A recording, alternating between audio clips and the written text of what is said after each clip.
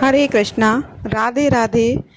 सूर्यदेव की साधना आराधना करने से कुंडली के सभी दोष दूर हो जाते हैं। कुंडली में अगर सूर्य मजबूत अवस्था में हो तो समाज में व्यक्ति को खूब यश मान सम्मान मिलता है, सुख समृद्धि की प्राप्ति होती है। इसलिए रविवार को सूर्यदेव की कथा जरूर सुननी चाहिए। प्राचीन कथा के अनुसार एक बार एक नगर में एक वृद्धा रहा करती थी। वह रविवार को नियम से घर आंगन को गोबर से लीप कर फिर भोजन तैयार करती और फिर सूर्यदेव को भोग लगाने के बाद ही खुद भोजन किया करती। ऐसा व्रत करने से उनका घर धन धान्य से भरा रहता था। हरि की कृपा से घर में किसी प्रकार का कोई भी दुख नहीं होता था। घर में सब कुछ आनंद मंगल था। इसी तरह कुछ दिन बीत जाने पर वह पड़ोसन जिसकी गाय का गोबर वृद्धा लाया करती थी, यह विचार करने लगी कि यह बूढ़ी माई हमेशा मेरी गाय को गोबर ले जाती है। यह सोचकर एक दिन उसने अपनी गाय को घर के अंदर बांध दिया। फिर तो वह हर दिन की अपनी गाय को घर के भीतर बांधना शुरू करने लगी। इधर गोबर न मिलने पर बूढ़ी माई रविवार के दिन अपने घर को लीप नहीं पाई, इसलिए न उन्होंने भोजन बनाया और न भगवान को भोग लगाया और न ही खुद भोजन किया। इस तरह उन्होंने निराहार व्रत किया। सुबह से शाम से रात हो गई और वह बूढ़ी माई भूखी ही सो गई। फिर रात में भगवान ने उन्हें स्वप्न में दर्शन दिए और भोजन न बनाने और भोग न लगाने का कारण पूछा। तब बूढ़ी माई ने सूर्यदेव को बताया कि गोबर न मिलने के कारण आज वह भोजन नहीं बना सकी। तब भगवान सूर्यदेव ने कहा, माता, हम तुमको ऐसी गाय देंगे जिससे सभी इच्छाएं पूर्ण हो जाएंगी, क्योंकि तुम हमेशा रविवार को गोबर से घर को लीप कर फिर भोजन बनाती हो, भोग लगाकर ही खुद भोजन करती हो। इसलिए मैं आपसे प्रसन्न होकर आपको वरदान देता हूँ। तब सपने में भगवान का यह वरदान पाकर जब बूढ़ी माई की आंख खुली तो देखा कि आंगन में तो एक बहुत सुंदर गाय और बछड़ा बंधे हुए हैं। गाय और बछड़े को देखकर वह खुश हो गई और घर के बाहर बांधकर उन्हें खाने को चारा डाल दिया। इधर वह जब पड़ोसन ने बूढ़ी माई के घर के बाहर बहुत सुंदर गाय और बछड़े को देखा तो ईर्ष्या से प्रेरित होकर उसका हृदय जल उठा और जब उसने देखा कि गाय ने तो सोने का गोबर दिया तो वह गाय का सोने का गोबर उठा ले गई और अपनी गाय के साधारण गोबर को उसकी जगह रख दिया। वह रोजाना ऐसे ही करती रही। इधर सीधी सादी बूढ़ी माई को कानों कान इसकी खबर तक नहीं होने दी। एक दिन सर्वव्यापी ईश्वर ने सोचा कि चालाक पड़ोसन की वजह से वृद्धा ठगी जा रही है। तब एक शाम उन्होंने अपनी माया से बड़े जोर की आंधी ला दी। आंधी के डर से वृद्धा ने अपनी गाय को घर के भीतर बांध दिया। जब गाय ने गोबर दिया तो वह हैरान रह गई कि फिर तो वह रोजाना अपनी गाय को घर के भीतर ही बांधने लगी। उधर पड़ोसन ने देखा कि गौ घर के अंदर बंधने लगी और वह सोने का गोबर उठाने में कामयाब नहीं हो पा रही है, तो वह कुछ उपाय न देखकर एक दिन पड़ोसन ने राजा के महल में जाकर सारी बात बता दी। पड़ोसन ने राजा से कहा, महाराज, मेरे पड़ोस में एक वृद्धा के पास ऐसी गाय है जो आप जैसे राजाओं के ही योग्य हैं और वह गाय रोजाना सोने का गोबर देती है। आप सोने से प्रजा का पालन कीजिए। वृद्धा भला उन सोने का क्या करेगी। राजा ने यह बात सुनी तो सुनकर अपने दूतों को वृद्धा के घर जाकर गाय लाने की आज्ञा दी। वृद्धा सुबह सुबह ईश्वर को भोग लगाकर भोजन ग्रहण करने ही जा रही थी, तभी राजा के सेवक गाय खोलकर ले गए। यह देखकर वह बहुत रोई चिल्लाई, लेकिन कर्मचारियों ने एक न सुनी।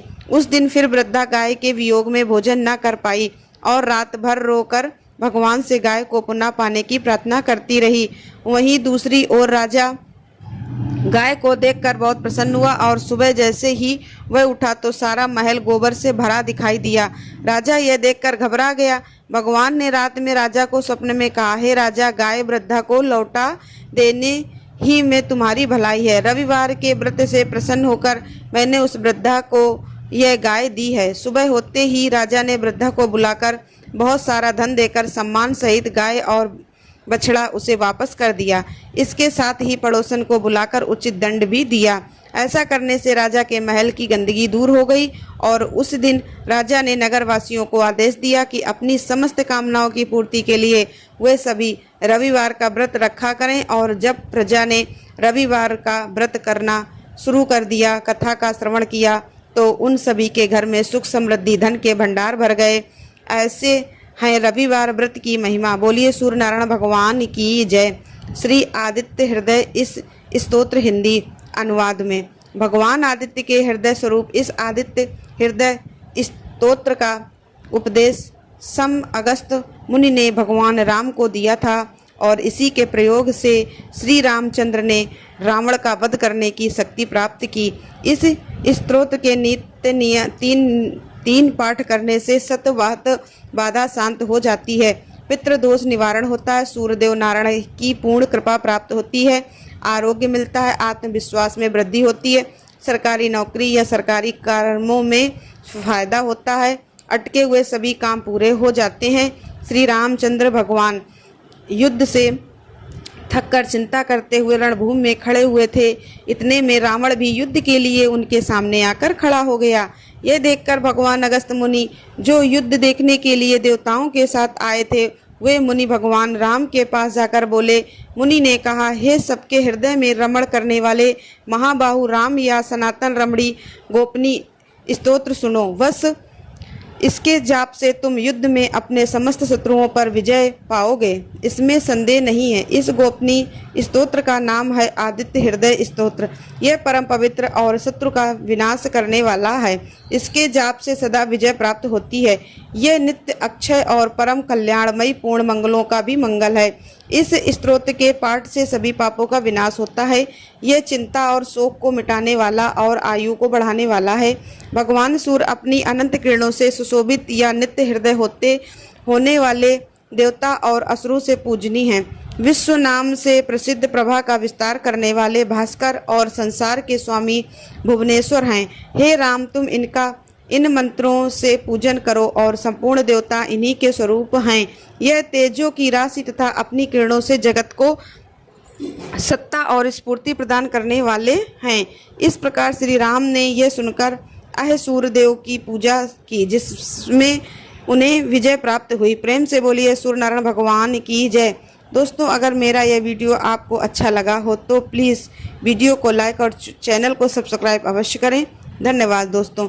एक बार एक लप्स था, एक तपसी था। तपसी हमेशा भगवान की तपस्या में लीन रहता था और लप्सी रोजाना 1.25 सेर की लप्सी बनाकर भगवान को भोग लगाकर फिर खा लेता था। एक दिन वे दोनों आपस में झगड़ा करते रहे। तप्स बोला, मैं रोज भगवान की तपस्या करता हूँ इसलिए मैं बड़ा हूँ। लप्स बोला, मैं रोज भगवान को 1.25 सेर लप्सी का भोग लगाता हूँ इसलिए मैं बड़ा हूँ। नारद जी वहाँ से गुजर रहे थे, दोनों को झगड़ा करते देखा। उनसे पूछा, तुम दोनों झगड़ा क्यों कर रहे हो? तब लप्स ने खुद को बड़ा होने का कारण बताया और तप्स ने भी खुद को बड़ा होने का कारण बताया। नारद जी ये सब सुनकर नारद जी बोले, तुम्हारा फैसला तो मैं कर दूंगा। दूसरे दिन लप्स और तप्स स्नान कर अपनी रोज की भक्ति करने आए तो नारद जी ने छुपकर 1.25 करोड़ की एक अंगूठी उन दोनों के आगे रख दी। तपसी की नज़र जब अंगूठी पर पड़ी तो उसने चुपचाप अंगूठी उठाकर अपने नीचे दबा ली। उधर लप्स की नज़र भी अंगूठी पर पड़ी, लेकिन उसने ध्यान नहीं दिया और भगवान को भोग लगाकर लप्सी खाने लगा। नारद जी जब सामने आए तो दोनों ने पूछा, बताइए नारद जी, हम दोनों में से कौन बड़ा? तब नारद जी ने तप्स से कहा खड़ा होने को। वह खड़ा हुआ तो उसके नीचे दबी हुई अंगूठी पड़ी। नारद जी ने तपसी से कहा, तपस्या करने के बाद भी तुम्हारी चोरी करने की आदत नहीं गई, इसलिए लप्सी बड़ा है और तुम्हें तुम्हारी तपस्या का कोई भी फल नहीं मिलेगा। तब लप्स शर्मिंदा होकर क्षमा मांगने लगा। उसने नारद जी से पूछा, नारद जी, मेरी तपस्या का फल फिर मुझे कैसे मिलेगा? तब देव ऋषि नारद जी ने बताया, अगर कोई गाय और कुत्ते की रोटी नहीं बनाएगा तो फल तुझे मिलेगा। अगर कोई ब्राह्मण को जमाकर दक्षिणा नहीं देगा तो फल तुझे मिलेगा। अगर कोई साड़ी के साथ ब्लाउज नहीं देगा तो फल तुझे मिलेगा। अगर कोई दिए से दिया जलाएगा तो फल तुझे मिलेगा। अगर कोई सारी कहानी सुने लेकिन तुम्हारी कहानी ना सुने तो फल तुझे मिलेगा। उसी दिन से हर व्रत कथा और कहानी के साथ लप्सी और तपसी की कहानी भी सुनी और कही जाती है। दोस्तों, आपको कथा अच्छी लगी है तो वीडियो को लाइक और चैनल को सब्सक्राइब अवश्य करिएगा। धन्यवाद दोस्तों। आप सुनिए तुलसी माता की कथा। सावर्ण मुनि की पुत्री तुलसी अपूर्व सुंदरी थी। उसकी इच्छा थी कि उनका विवाह भगवान नारायण के साथ हो। इसके लिए उन्होंने नारायण पर्वत की घाटी में स्थित बद्री वन में घोर तपस्या की। दीर्घ काल तक तपस्या के बाद ब्रह्मा जी ने प्रसन्न होकर उन्हें दर्शन दिए और वर मांगने को कहा। तब तुलसी जी ने कहा, हे सृष्टिकर्ता ब्रह्मदेव, आप अंतर्यामी हैं, सबके मन की बात जानते हैं। फिर भी मैं आपको अपनी इच्छा बताती हूँ। मैं चाहती हूँ कि भगवान श्री नारायण मुझे पति रूप में मिलें। तब ब्रह्मा जी ने कहा, तुम्हें फल अवश्य मिलेगा। अपने पूर्व जन्म में किसी अपराध के कारण तुम्हें श्राप मिला है। इसी प्रकार भगवान श्री नारायण के एक पार्षद को भी दानव कुल में जन्म लेने का श्राप मिला है। दानव कुल में जन्म लेने के बाद भी उसमें नारायण का अंश विद्यमान रहेगा। इसलिए इस जन्म में पूर्व जन्म के पाप के कारण के संपूर्ण नारायण तो नहीं, नारायण के अंश से युक्त दानव कुल में जन्मे उस श्रापग्रस्त पार्षद ने तुम्हारा विवाह होगा। श्राप मुक्त होने पर भगवान श्री नारायण सदा सर्वदा के लिए तो तुम्हारे पति हो जाएंगे। तब तुलसी जी ने श्री ब्रह्मा जी के इस वर को स्वीकार कर लिया, क्योंकि दानव कुल में जन्म के कारण उन्हें मायावी भोग तो भोगना ही था। अब तुलसी बद्री वन में ही रहने लगी।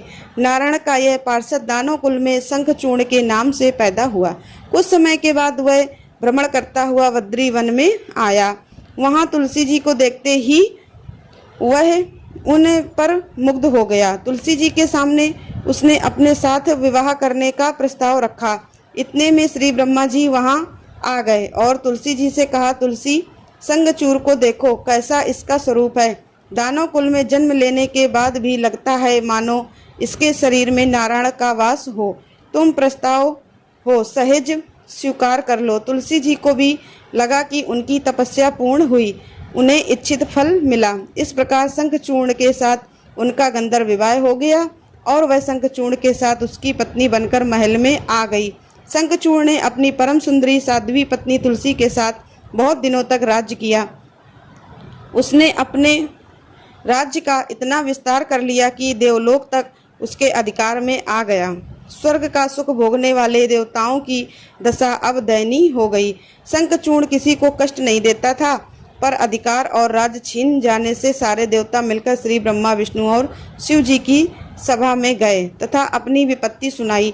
तब ब्रह्मा जी ने कहा, तुलसी परम साध्वी है, उसका विवाह शंखचूर्ण से मैंने ही कराया था। शंखचूर्ण को तब तक नहीं हराया जा सकता जब तक तुलसी को न छला जाए। तब श्री विष्णु ने कहा, शंखचूर्ण पूर्व जन्म में मेरा पार्षद था। श्राप के कारण उसे दैत्य कुल में जन्म लेना पड़ा। इस जन्म में भी मेरा अंश उसमें व्याप्त है। साथ ही तुलसी के पतिव्रत धर्म से वह अजय भी है। देवताओं की सहमति से भगवान शिव ने शंखचूर्ण के पास संदेश भिजवाया कि या तो वह देवताओं का राज्य लौटा दे या फिर उनसे युद्ध करे। शंखचूर्ण शंकर जी के पास पहुंचा और उनसे कहा, देवादिदेव, आपके लिए देवताओं का पक्ष लेना उचित नहीं। राज्य का विस्तार करना तो हर राजा का कर्तव्य है और मैं किसी को दुखी भी नहीं कर रहा हूँ।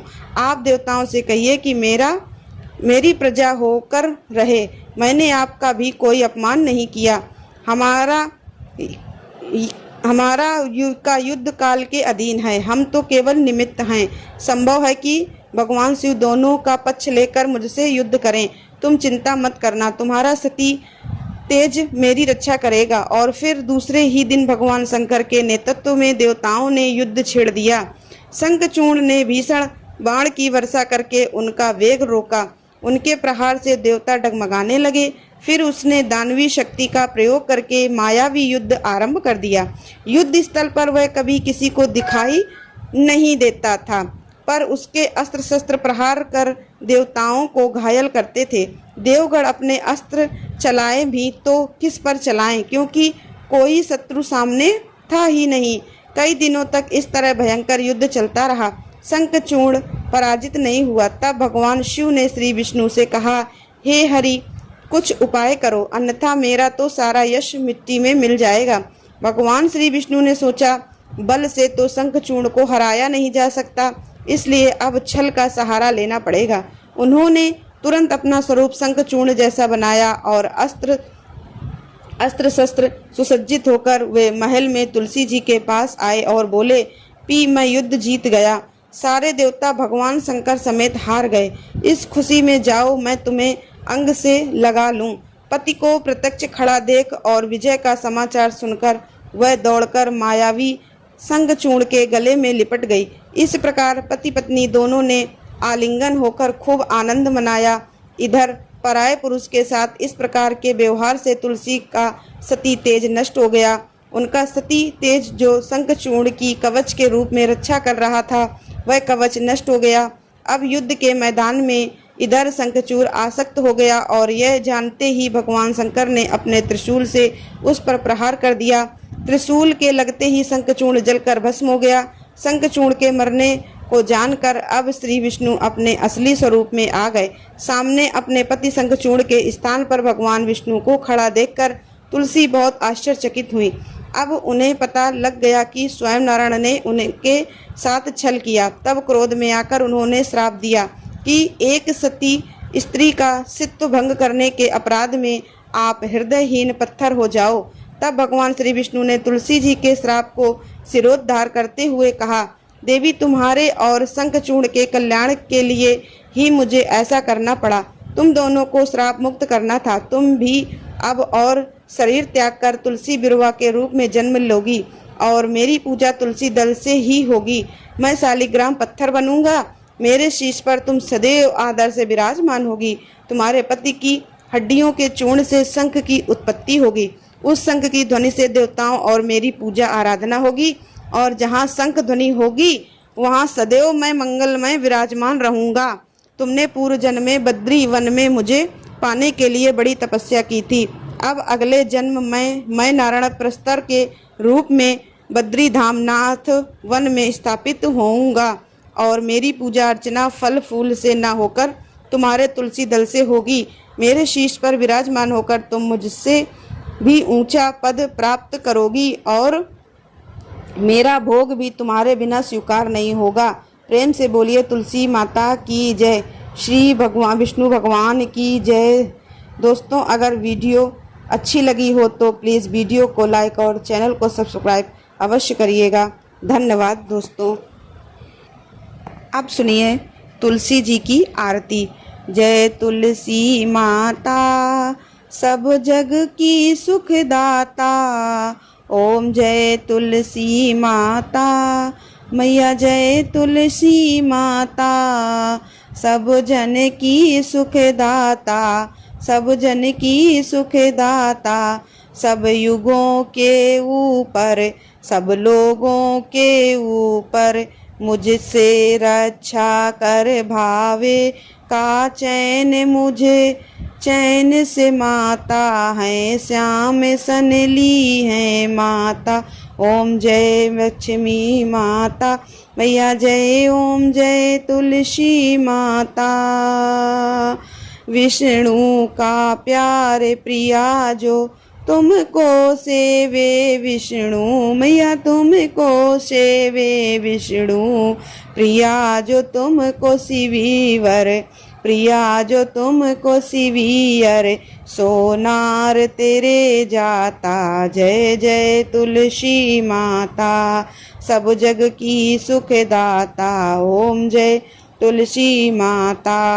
हरि के शीस विराजत त्रिभुवन पंडित जनों की तारिणी। पतित जनों की नारी तुम हो बेछाता। जय जय तुलसी माता जय तुलसी माता। सब जन की सुखदाता। सब युगों के सर पर सबको मन भाता। ओम जय तुलसी माता। मानव लोक तुम्ही से मानव लोक तुम्ही से सुख संपत्ति पाता। जय जय तुलसी माता सब जग की सुखदाता। जय जय तुलसी माता। प्यारी शरण कुमारी प्रेम अचानक है मैया प्रेम अचानक है। उनका प्रेम जब है उन्हें का तुमसे कैसा नाता। जय जय जय तुलसी माता जय जय जय तुलसी माता। सब जग की सुखदाता। ओम ओम जय तुलसी माता, बोलो तुलसी मैया की जय। आप सुनिए सूर्य भगवान की आरती। ओम जय सूर्य भगवान, जय हो दिनकर भगवान। ओम जय सूर्य भगवान, जय हो दिनकर भगवान। जगत के नेत्र स्वरूपा, जगत के नेत्र स्वरूपा, तुम हो त्रिगुण स्वरूप। ओम जय सूर्य भगवान की जय। धरत सब ही तब ध्यान, ओम जय सूर्य भगवान। ओम जय सूर्य भगवान, जय हो सूर्य भगवान। जगत के स्वरूपा तुम हो, स्वरूप समित। ओम जय सूर्य भगवान। सारथी अरु है प्रभु तुम, सारथी अरु है प्रभु तुम। श्वेत कमल धारी, चार भुजाधारी। अश्व है सात तुम्हारी, पसारे तुम हो देव मानव। ओम जय सूर्य भगवान। उषा काल में जब तुम उदया चले आते, तब दर्शन पाते घर आते। उजियारा जब जग सारा, कर सब तब गुणगान। ओम जय सूर्य भगवान। संध्या में भुवनेश्वर अस जल जाते, घर आते गोली मेला। घर आने में हो तब महिमा, ओम जय सूर्य भगवान। देव धनुज नर नारी, ऋषि मुनिवर भजते। स्तोत्र मंगल श्री रचना न्यारी, देव जीवन दान। ओम जय सूर्य भगवान। तुम बुद्ध काल रचिता, तुम जग के आधार। अपर मार प्राणों का सिंचन, कपर प्राण मार प्राणों का सिंचन। करके आपको अपने दे बल, बुद्धि और ज्ञान। ओम जय सूर्य भगवान। भूचर जलचर खेचर, सबके हो प्राण तुम्ही। तुम्ही के प्राण तुम वेद पुराण, सर्व तुम ही सर्वशक्तिमान। ओम जय सूर्य भगवान। पूजन करती दिशाएं, पूजे सब देख पाए। तुम्हारी दासी शाश्वत अविनाशी, शुभ काली आयुष। ओम जय सूर्य भगवान। ओम जय सूर्य भगवान। ओम जय सूर्य भगवान। भगवान जगत स्वरूपा तुम, स्वरूप सित। ओम जय सूर्य भगवान। ओम जय सूर्य भगवान। जय हो सूर्य भगवान। जय हो भगवान जगत स्वरूपा, तुम हो स्वरूपा सम। ओम जय सूर्य भगवान। जय सूर्य भगवान, बोलो सूर्य भगवान की जय। दोस्तों वीडियो को लाइक और चैनल को सब्सक्राइब अवश्य करिएगा। धन्यवाद दोस्तों।